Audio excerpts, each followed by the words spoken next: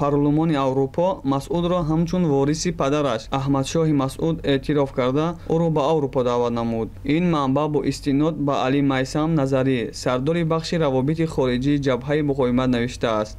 сардори бахши равобити хориҷии ҷабҳаи муқовимат навиштааст, ки парлумони Аврупо ба муборизаи қаҳрамони миллӣ Аҳмадшоҳи Масъуд баҳои баланд дод ва пас аз 20 сол Аҳмад Масъуди Хурдиро ҳамчун вориси ӯ эътироф кард. Дар ин гузориш гуфта мешавад, ки вакилони парлумони Аврупо Аҳмад Масъуд, роҳбари ҷабҳаи муқовимати миллиро ба парлумони Аврупо даъват кардаанд. Маврид ба зикр аст, ки Аҳмад Масъуд ҷабҳаеро роҳбарӣ мекунад, ки дар Паншер танҳо вилояти озод аз Толибон алайҳи ин гурӯҳ ба роҳ мондааст. ӯ ҳамагӣ 33 сол дошта ба танҳоӣ алайҳи як гурӯҳ тундрав кардааст. ҳоло ӯ дар Паншер қарор дошта машғули мубориза бо Толибон ва муттаҳидаш Алқоидаву дигар созмонҳои террористии ҷаҳонӣ минтақа аст.